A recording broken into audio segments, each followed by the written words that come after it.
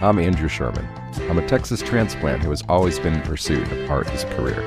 I've played in bands, pursued an acting career in Hollywood, but I found it behind the lens of a camera here in Dallas, Texas. I was born in New York, I've lived in Chicago, Los Angeles, Austin, but I love Dallas. There's a magical artistic scene in Dallas that mostly goes unnoticed to the outside world. This podcast is focused on what makes it so special and the people who make it thrive artistically. If you don't live here, and even if you do, you might not have heard of them. This is the Dallas Famous Podcast. So who you gonna be? Who you gonna be when you're all grown up? Who you gonna be? Who you gonna be when you're old? Tiffany Vollmer is a true Renaissance woman. She's probably best known for voicing the character of Bulma in Dragon Ball Z, Dragon Ball, and Dragon Ball GT. But that's just a small part of Tiffany's resume. She was a child model, she's an actor, makeup artist, voiceover artist, director, writer, casting director, wife, and mother, just to name a few. She's also program director at MediaTech-a, a technical trade school focusing on audio and video. She's also the president of Women in Film Dallas. I hope you enjoy hearing my chat with the multi-talented Tiffany Vollmer. Okay, we're back with the Dallas Famous Podcast. Where am I? Farmers Branch? You are in Farmers Branch. Yeah. That is correct. MediaTech Institute. Which I just now discovered for the first time personally. Isn't that crazy? This place has been here for so many years, and a lot of people still don't know that it exists. Yeah. Well, before we get into all that, Yeah. let me introduce you, Oh. Tiffany Vollmer. Oh, well, hello. Yes, my Hi. guest today, this week. Tiffany, gosh, your resume would take almost the whole hour, almost. But, I mean... It's only because I'm old. Yeah, well, no. You're a That- true artist. You've done many different things. I see you've done makeup, you're actor, voiceover, teacher, podcaster, director of Women in Film in Dallas, correct? Yep. So, I mean, that's a mouthful right there. Let's start at the beginning. You started in New York, but you came to Texas pretty young, right? Yeah, so interestingly enough, my father was a DEA narcotics agent when I was growing up. Uh-huh. And that's where I get my acting chops from, because literally, if people didn't believe him, it was his life. So Yeah. he retired from the government and moved back to Texas after stopping in San Diego for a little while. But Okay. I got here when I was 7, like in 1979. Okay. Yeah. Okay. And, I mean, Texas, so where did you grow up, actually? Where was it in Texas? I grew up in Garland, Garland. Okay. Yeah. You're right. where our pride is. We're not Mesquite and we're not Richardson. I had somebody from Mesquite, and I accidentally said they were from Garland. They got upset, so it goes both ways, I suppose. Yeah, I don't a little know. competitive there. But anyway, I feel like, okay, so you were modeling very young, correct? Yeah, it was weird. I walked into this dress shop in San Diego before I moved to Texas after New York, and I was like 5, and I was still learning stranger danger, and this woman comes running across the room, and she's like, "Oh my goodness, you're perfect. Huh. Try this dress on." And I was like, no, I'm good, thanks. And my mom's friend was with me, and she's like, "No, go, I'm gonna go get your mom. Go try it on." And the next thing you know, I was doing these really big runway shows with like supermodels, and it was on TV, and I didn't know at the time that it was a big deal, but apparently it was. And Because you were so young, you just thought it was yeah, I got to normal. wear some really fancy dresses and smile for the camera, and my mom would put makeup on me, so yeah, I dug it. Yeah, and so I guess that's probably where your interest in makeup and in acting and For performing all sure. started. Yeah, For sure. I did not mind the snap of a camera flash. right. So how long were you doing that before that kind of turned into something else? So interestingly enough, after we moved from San Diego, California to Dallas, Texas, in the middle of the heat wave, it was like three digits for the longest period in history. And at 7, I was like, what have I done that my parents have moved me to hell? I don't, my earrings burned in my ears. I couldn't ride my bike because it was hot to touch. Couldn't figure it out. Wow. But I really liked acting, and I really wanted to be a singer. Olivia Newton-John was my idol, and I would write my own songs, and I think none of them made sense very much, but I thought, I'm a great poet, and I'm going to be this amazing singer. But I was very nasally, like I had this, I sounded like I was stopped up all the time and I couldn't breathe through my nose. And it wasn't until one night I'm sitting at the dinner table and my brother's like, why do you chew with your mouth open? I'm like, well, because I've got to breathe. And he's like, you breathe through your nose. And I'm like, oh, right. Trying to breathe through my nose. And my parents were like, oh, no, we need to get that looked at. Like that's kind of intense. So we went and I had enlarged adenoids and nobody, they'd never been diagnosed. So when they removed my adenoids, all of a sudden there was this voice that I had no idea would take me places as far as even now. So I'm really glad they got those adenoids taken out because my life could have been very different. Yeah. But so when you got them out, were you still not able to sing? Is that not something that you grabbed? No. I had been writing songs and I remember I was in one play because Lisa LeBac was sick that day and I got to take her place and they were doing Little Women and I got to be the maid and I got to walk in and I had one line. It was like, thank you, ma'am. And I was like, man, I could do that. I'm going to do that some more. And so the next thing you know, Trudy Armas, my choir teacher, was like, oh my gosh, I started getting solos. And she was like, oh, you need to come audition for All City Choir. Well, I was a cheerleader. I did some other things. And my mom was like, I'm not taking this kid to one more audition and one more, anything. Yeah. We're good. Yeah. And I missed the audition. And the next day, my choir teacher called my mom and said, I've rescheduled her appointment. She will be auditioning for this choir. She was chosen out of all the kids in the 5th grade to go audition with 2 other students. And so I went, and of course I got accepted into the all-city choir. Oh, nice. Which also led to all-state choir. Right. So, yeah. So my singing career started taking off and got me I was always very interested in musical theater. So, I got the lead in the 5th grade play, y'all. That's what's up. Yeah, and I did a lot of musical theater and theater. And what's interesting to me, though, is that there's usually crew and actor, but you're doing makeup. I see you told me you did makeup on some films. I know you've taught makeup. What? Yeah. How did you split off like that? So, I guess my mother was a painter when I was growing up. So I attribute my acting to my dad, but painting, my mom was a folk artist, right? Which a lot of that is triple loading the brush and doing things in brush strokes. And it's very, very precise and, very, and so I learned that way. And so when I was in high school, and of course I'm playing Dolly Levi or I'm playing, Aunt Birdie and the Little Foxes or any of those roles, I was had to age myself. So doing makeup came really natural because I was painting with my mom, and then that also led to scene painting as well. Interesting. I painted a lot of the backdrops and made a lot of the big signage. I actually painted murals in the walls of my high school. I painted 3 murals in my high school. Okay. And that paid off too because my senior year I got most talented out of 600 kids. So, oh wow. Yeah. There you go. It was nice to be recognized for oh, you're an artist, and not just oh, you're pretty or. Was there some point during this time or maybe earlier or later where you're this is what I'm going to be doing for my whole life, something in this world? I was discouraged a little. My mom and dad wanted a good life for me, right? And my mom thought, well, use those skills. Definitely use those skills, but maybe go for a Jane Pauley, or a journalist of sorts where you can talk and be on camera and do all these things, but you're a journalist. There's a legit career there.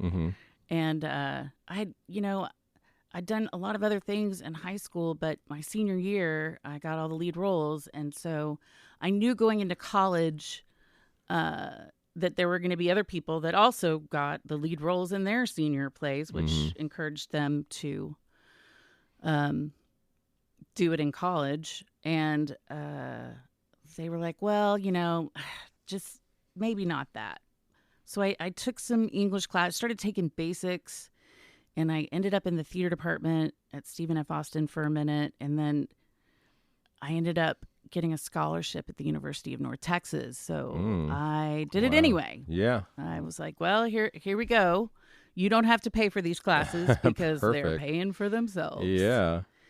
And I really enjoyed my career there. And while I was there, kind of my mentor, she was also an actress, but she ran the makeup department. Uh-huh. Her name was Vanessa Dion, and she's an LA makeup artist now and has worked on the Titanic and all sorts of really big television shows. Guiding Light, she's won awards for and whatnot. And she had me work under her in the makeup department. And by the time I was a senior, I was as an undergrad, I was running that department. I'd created an internship apprenticeship program for other aspiring makeup artists. Wow. I was doing really well in school as an ambassador of the College of Arts and Science. I was the president of the drama club. I've always been in organizations where collaborative efforts, people come together and create really cool stuff. So. Yeah, and I saw on your resume too, like you've been president of different organizations. Yeah. Was there some reason behind that? I think I overcompensate sometimes for learning disabilities and things that I had when I was younger that, I had a permanent seat in the hall. Well, that's comedy. You know what I mean? Mm-hmm. Like, because I was made jokes and, You always get in trouble, you mean? Yeah, get out of here. Yeah, same. Yeah, exactly. And so I always try to turn my weaknesses into strengths and use them to my advantage. And so I feel like people were listening to me, and I had some leadership skills, and I was given a lot of confidence by people that trusted me and gave me soft skills like showing up for meetings on time and integrity, like be who you say you're going to be. And I went to school literally from like 8 a.m. till like 8 o'clock at night, because I was usually in a show and I was designing a show and I was running an organization at the same time. And my life is very similar today. Yeah. So, but that must have been so much fun, like when that first started happening for you. I did not want to graduate college. Yeah, I get it. So I got a double degree. Okay. But then eventually you do leave college. So then what was the next step after that? So my whole life, people have always said, well, you're going to have to choose. Like you can't do all these things. And I'm like, you want to make a bet? It's like Tell they me no. challenged you, yeah. Right. And my mentor, whom I loved, was the costume designer there. And she was like, look, you're a really talented actress. And you're also a really talented makeup artist. But you're going to have to choose. And I went to, this is so funny, I had this woman that did my charts in college. And at this place called Voyager's Dream on Fry Street in Denton. And I walked in, I was like, I've got all these decisions to make about my future and whatnot. And she read my charts and she laughed because she knew me. And she was like, oh, you're such a Leo. I'm like, oh, that's good, right? And she just laughed and she said, well, you're either going to be really good at real estate or you're going to be a star. And I was like, oh, start getting those real estate license lessons learned. I don't even know where to start with that. Yeah. And 2 weeks later, I had my first professional audition with Funimation. And that came about it's a really great story. Everybody loves, when I'm doing panel discussions at conventions, all of my colleagues are like, tell your origin story. It's the best story ever. So because I was getting a double degree and I was trying not to graduate, but I still had to take that one math class, right? Yeah. So I waited until my final semester to take math. And after 6 years of being in college, I didn't know what I was doing. Calculator. Right. I would sit in math class and draw a picture of me jumping off of a square root into the depths of the paper. I just had a hard time with it.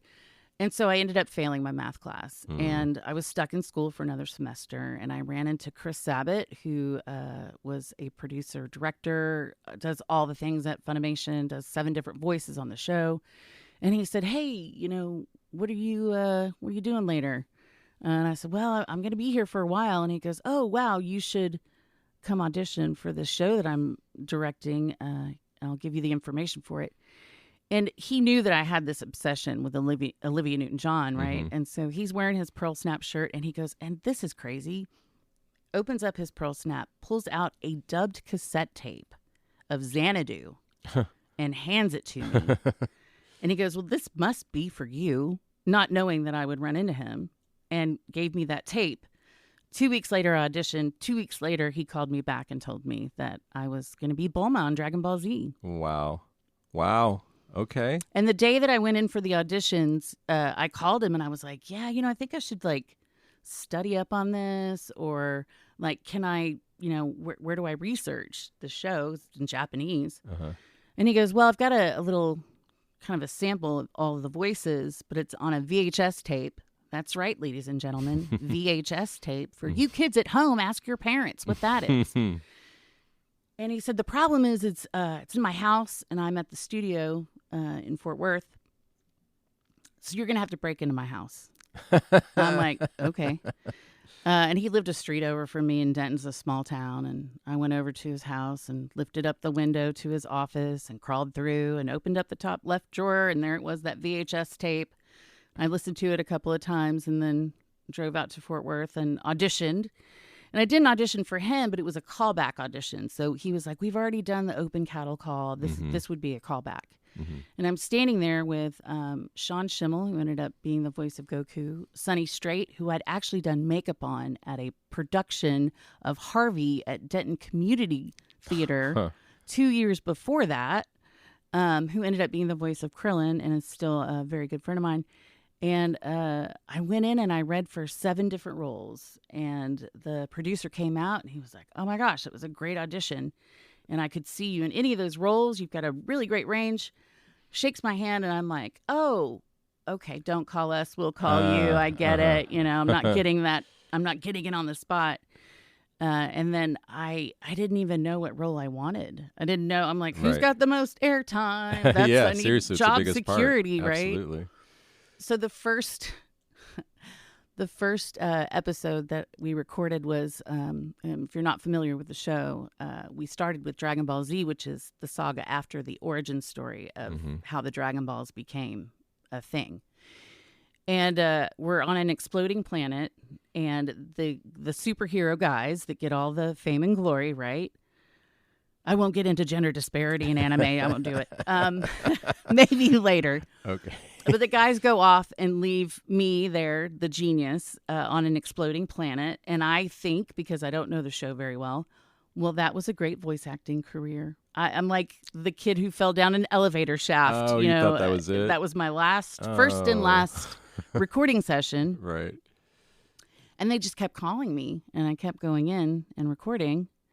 And then we went back and did Dragon Ball, which Bulma is the main character. She's the one that got the Dragon Balls together in the universe. She's the one that developed the Dragon Radar to get all the Dragon Balls together in the universe. She raises Goku from a little monkey boy to the Super Saiyan that he becomes. She is the genius that creates all of the technology that these guys use through the rest of the whole series. So I was like, I'm kind of a big deal. Like, I had no idea.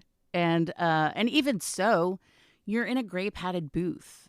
Yeah. I was in a gray padded booth for 10 years. I didn't have a live audience like I was used to. Sure. And, it's very technical because the ADR, the type of work that we did, is very different than regular cartoons. Sometimes like The Simpsons, they'll sit around at a round table and the writers will give the actors the scripts and the animators will be in there and they'll, be able to kind of see facial expressions or kind of which way the actor is going with that. Yeah. Well, because it's already done in Japan, we have mouth flaps. And when I started, we were not digital. We were reel to reel. So if you flubbed a line, it was, hold on, let's rewind it, get it back to the start. Oh, wow. And go again. So that was, it was a pressure cooker when I first started because I wanted to be really good and I didn't want to lose my job. You 3 beeps. I have not read the script. It's all cold readings. Oh my gosh. And beep, beep, beep. And then it's react to picture, right? Yeah. And then there's like this whole other language of like stage directions that are like open mouth react, overcut. So I know that when it goes black on the screen that I'm supposed to still be, Right. or whatever Huh. she's doing at the time. God, so. that sounds like a real specific skill, and I think at this point I would be so neurotic. I would just be so worried. Oh, but it got to be nail it. really fun. Yeah, I you got mean, good at it, I just, bet. yeah. And it was always a thrill to be in that booth and, mucking up with the engineers and, Mm-hmm. passing your buddies in the hallway. I called them funny buddies at the time because there were only like maybe 12 of us when we started. And by the time we left, now it's a whole nother monster. So it's not the same. Right. And so you're still doing comic book conferences all the time? No, I conventions? just started doing Just those, started doing them. pretty much into when we first started. Uh-huh. And then when the show, I don't even remember when my first convention was. I want to say like 2001. I started in 1998. But I did big show, like San Diego Comic-Con was like, what? Who are we? What is happening here? And then I got on this really crazy tour. There was a card game from Score Entertainment. It was the first Dragon Ball card game, much like Pokemon or one of those. And they sent me on a tour. It was called the Hummer Tour. And we went to major cities all over the United States. We would pull up in this Hummer, painted up like the cartoon. So we were sitting in a fishbowl. And when we got out of that, me and Sonny Krillin toured together. And when we stepped out of that Hummer, it was just mayhem everywhere we went. It was super fun. Yeah, I mean, I will admit, I'm aware of this show, but like, give me a idea, like how big is this in the realm of this universe? It's crazy. I meet people all the time that were like, no, you were my childhood. Wow. You really were. I have a great story about that, too. I was in New York. I was working backstage on a Broadway show because I still did hair and makeup and stuff like that. And I was doing wigs for Moving Out, and I got to meet Billy Joel. It was really exciting. And I got lost. I was staying with my girlfriend in New Jersey, and I got lost on the way to the Jersey Path. And I see these 4 guys getting in a car, and I'm like, hey, you guys know how to get to the Jersey Path? And they're like, oh, we're not from here. And I was like, oh, okay, well, are y'all the band Hanson? And they're like, well, yes, we are. And I'm like, that's cool. I'm in the industry. What are you guys working on? And they said, oh, we just met with Madonna's producer. He's going to help us with our next album. They're like, so what do you do? And I said, oh, I'm here working on Broadway. I didn't tell them I was backstage on Broadway, but that doesn't matter. And I said, but I also do voiceover for anime. And they were like, oh, which one? And I told them, and they were like, that's in our rider. We watch that on our bus as we're going when we're on tour. Oh, and I was just nice. like, that was weird that all of a sudden the band Hanson is now shaking my hand and is like thinks that overwhelmed you're a big deal. that I'm cool. Yeah. That's great. I feel like I Also- really made it when that when that Yeah, but you happened. just casually dropped that you're just doing makeup on a Broadway show. No, I just said I was working on Broadway. Okay. I was like, okay. I was like, that seems like something that you just skipped over, but okay. Yeah. So you're in New York for a while, or you're just I've worked in New York. I've worked in LA doing so you're just production doing jobs. stuff. I and- got yeah, you. yeah, Traveling yeah. with work. Okay. So then I know did anything else significant happen here before you went to New Orleans? I mean, I worked with Tracy Terrell Doyle. I produced my first short film, but it was actually a long short. We had a double viewing at AFI Dallas before it turned into DIF. And that was a pretty big deal to get a double showing at a film festival on the first film that I produced. Yeah. And we shot it all in Denton. It was really great. And I worked on tons of music videos. I worked with Flipside Creative. I did all their makeup, wardrobe, some art direction. I did their casting. Wow. I also did a lot of casting for reality television. And if this is going out on Deep Elm radio station, Yeah. I worked with 2 friends, Frankie, 45, and Adam. And they actually auditioned for me for a Mountain Dew commercial. But when we did the Drowning Pool music video, I used most of my friends at Reno's as Ooh. the crowd scene Nice. for that video. Nice. And we had a real good time. It was fun. That's cool. I was the first AD on that. I mean, let's skip back for a second too. So you just hanging out at Reno's? I know that you were working at Freeman for a while during COVID. Oh, that's way later. So before okay. before the show's over, while I'm working at as a voice actress, and anybody in this market will tell you, it's not a full-time job. Right. You've got to do something else to make ends meet. So in between production gigs, I worked at the Barley House. Mm-hmm. I worked at it when I was on Knox Henderson. I was there for the Carter days, Trey Johnson days. I was there for, Death Ray Davy. I mean, like I knew then what it was, but I don't think they knew then what this thing was that we had. Right. Between Barley House and Muddy Waters, I got to see some of the best music that Dallas has ever been able to crank out. Huh. And, coming from the University of North Texas, where, we had jazz music, I dated a jazz guitar player for 10 years, So if I was going to be slinging drinks and, carrying trays and all that, I was going to do it in an environment where I could listen to really great music. Sure.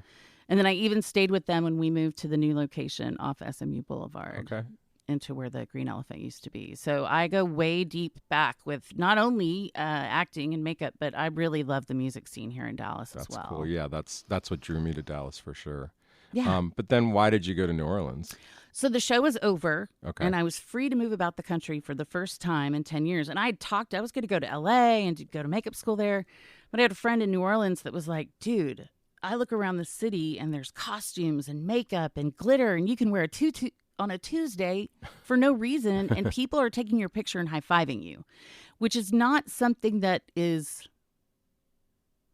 shined upon in Dallas, right? Yeah. You walk out with a tutu and some crazy makeup and, fluorescent eyelashes, and people are like, oh, where is she going? Yeah. Maybe not as much now, but probably then. Yeah. But yeah, at that time. So it was very conservative from my standpoint. So I was like, yeah, let's do it. Let's go. And I did that for 8 years. And I did all the things I did in Dallas, but I just did it with a different group of like-minded, crazy circus people. It's really the only way you can describe New Orleans. Right. And you came back with a few new life changes after that. Yes. So one of those things, you're going to have to choose, or, I would try to prove, not try, but I would just prove people wrong, right? So they told me I could never have children. And I'd met my husband, and we were in love, and we were courting each other. Like, he was like legit, like we were going on dates, and we did Mardi Gras together, and we have the same costume taste. He had like I lived in an art studio, and he had a whole closet full of costumes, and it just made sense. Even when we got married, that the person that did our wedding was like, ladies and gentlemen, we are here to bring together these two lovely, amazing costume collections.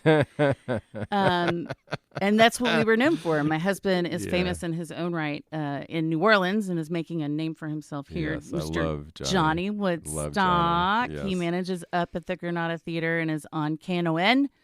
Yes. KNON now, doing a New Orleans radio show. He had 2 radio shows in New Orleans on WWOZ radio, which is broadcast all over the world. So when I got pregnant, after they said I couldn't have children, we got gifts from all over the world, from people sending Johnny Woodstock's baby. Oh, that's sweet. So yeah, I went there. I went to New Orleans to meet my husband and have a baby. I feel like a lot of people say that, right? Yeah.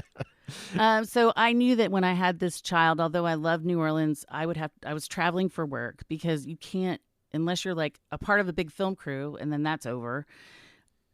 $12 an hour to work somewhere is not going to sustain, it's just hard to find work there. Sure. So, and I wanted my parents to know my kids, so I was excited to move back to Dallas. And I called my old business partner, who was running MediaTech at the time. She was the president, Tracy Terrell Doyle, with T Squared. We worked together before I moved. And I said, man, I got to come grow some roots. I need to be with my parents. I will scrub your toilets. And she was like, no. This is awesome. I need you to come write the acting for media and master makeup artistry programs at MediaTech. Wow. So for about 6 months, I drove with a baby in the back seat of my car, 8 hours to and from Dallas to New Orleans. And I wrote these programs. I got them accredited. And now I'm the department chair and instructor for both. Wow. That's great. That's a great reason to come back. A great thing to come back with. I mean, the family was here. That's like, we're going to come back anyway. Let's take a second. Tell me a little bit about Women in Film Dallas. So when I moved back and I was working at MediaTech, which I can't wait for you all to come and take a tour and see the amazing facilities we have here, I wanted to get back to people in the industry. And so I started going to women in film meetings. And then the next year I was asked to be membership chair. And then the president that I took over for, Alicia Pasquale, had been doing it for 3 years. And they wanted to focus, her and her vice president wanted to focus more on the film festival, the Topaz Film Festival that Women in Film hosts every year. We raise money for scholarships, for scholastic scholarships and finishing grants for filmmakers. And I'm always one of those, like, if I can give back to the community, if I can mentor somebody or let them know I've had a really great life, you know, and until I had my kid, I was like, well, what am I going to do next? I feel like I've done everything that I want to do.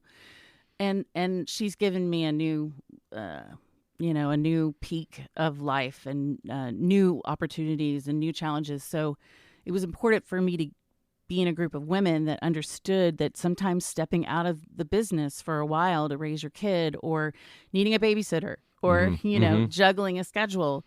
And I found a group of like-minded women. And then I was asked to consider the office of president. And I did that. And then the next year I thought I was crazy, but I did it again.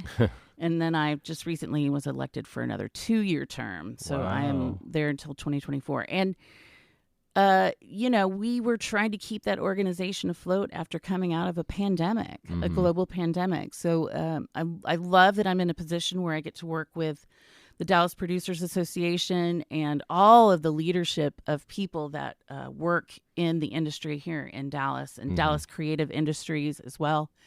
We have a new film commissioner that I've already met with, and I'm super excited to see what happens for our industry here. Cool. Yeah, you said something interesting because I've been in and out of artistic endeavors, and like when I first was doing it, I was young and I was of the mind like you should only be doing art, nothing else. And then I went through that. Yeah, and like now that I'm older, it's really clear that it's important to step away. It's important to be doing things that are not artistic. I had imposter syndrome big time. Yeah. Like I was like, they got it wrong. Like I'm not. Maybe they won't even air that show that I was on, right. Yeah.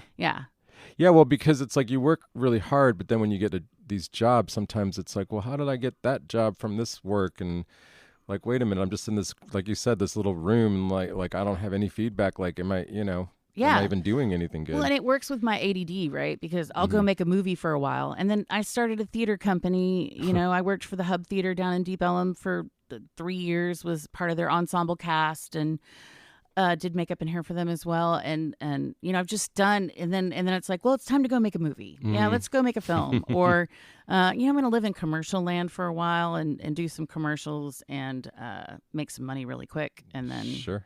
Whatever. And then, so your podcast, that's part of Women in Film, is that correct? That is correct. Okay. And we are sponsored also by MediaTech. We do our podcasts here. And one of the great things about MediaTech, well, one of the many great things, is that our students are always looking for projects to get involved with. Sure. So we have students that produce the Women in Film podcast. We're Just Saying. Has nothing to do with Dragon Ball Z Super Saiyans. It's just me and Gail, my vice president, who is an amazing actress. She's on the board with SAG-AFTRA, and she's kind of the straight guy, and I'm kind of like the, still sitting out in the hall like I did in middle school and high school. I watched some of one of the podcasts. It seemed like you're giving a lot of advice to young performers, young filmmakers. Yeah, our mission really is to empower, promote, and mentor, and we like to see women that are doing great things in Dallas, much like you're doing. Thank you very much. And putting them in the hot seat and showing other women the career path that these ladies have trailblazed for us. Right. And just celebrating women and their accomplishments in a male-dominated industry, because that's what's up. That's been one of my challenges, is finding women who... I have a huge list for you. I'm aware that there is a bunch, and I'm like, it's just about, I think when I started, I was like, what's Dallas famous mean? And I'm like, it means a lot more than I even thought it did at first. There's a lot of people, that definition is a lot bigger than I thought. What else do you have coming up? Well, I had a very busy year last year. I produced 4 films, 3 shorts and 1 feature. One feature I was a coordinating producer on, and then I'm also in. And it's opposite, well, not opposite, but it's starring Louis Mandylor, who is Costas Mandylor's brother. I did a short dog film where I voiced the voice of a dog that is now in the hands of the daughter from Modern Family. I produced another film that my daughter and I were in, starring James Tupper, called The Stranger. We had our big LA premiere at the LA Shorts Film Festival. We also won in the Newport Film Festival Audience Award and Beverly Hills Audience Award, and now in development, hopefully, for a television show. And then I don't know, I produced something else. And then I left to production design as well, using all of the skills from my design degree and loving art and creating things. And I I production designed 2 proof of concept television series that will hopefully get picked up and developed here in Dallas. Okay, wow. Yeah. All right. Fantastic. And I guess just to close it out, if somebody wants to take part in the Women in Film Dallas. Yes, please go to our website at www.wifdallas.org. You can reach me at tiffany@mediatech.edu. You can reach me at president@wifdallas.org. And you can find me at Lakewood Landing or the Cock and Bull or the All Good Cafe or St. Pete's Dancing Marlin. I like mom and pop shops. And sound like you're a Deep Ellum, East Dallas girl. East Dallas. Yes. Yep, same. I love it. Yes. All right. Hey, thanks again, Tiffany, for sitting down with me. Thank you for having me. Yeah. I really appreciate it. We're looking forward to all the great projects out there. Thank you so much. I'd like to thank Tiffany Vollmer for being my guest, as well as hosting us over at MediaTech for this interview. Theme song, Unstoppable by Celine Narala. You can check out the Dallas Famous podcast every week on Deep Ellum Radio, Sundays and Tuesdays at 1 p.m., and then again on all the podcast places.